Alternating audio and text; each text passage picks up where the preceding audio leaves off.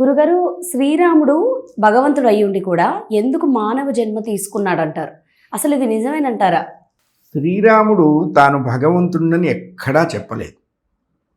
24,000 శ్లోకాల వాల్మీకి రామాయణంలో ఆయన ఎక్కడ చెప్పినా ఆత్మానం మానుషం మన్యే రామం దశరథాత్మజే అని చెప్పారు. నేను మానవుణ్ణి స్వామి, నా పేరు రాముడు, మా నాన్న పేరు దశరథుడు, మా అమ్మ పేరు కౌసల్య, నేను కేవలం మానవుణ్ణి అని చెప్పారు. ఎక్కడా భగవంతుడిని చెప్పలేదు. అదే కృష్ణావతారంలో కృష్ణ పరమాత్మ తానెక్కడా మానవుణ్ణి అని చెప్పలేదు, నేనే దేవుణ్ణి అని చెప్పాడు. రాముడు ఎక్కడా నేను దేవుణ్ణి అని చెప్పలేదు. ఎందుకు చెప్పలేదు అని మనకు అనుమానం వస్తుంది. అప్పటికి రావణ వధ జరగాలి. రావణాసురునికి ఉన్నటువంటి వరాలలో నరులు వానరులు తప్ప మిగతా వాళ్ళ చేత వధింపబడాలి అనేటువంటి ఇది పొందాడు.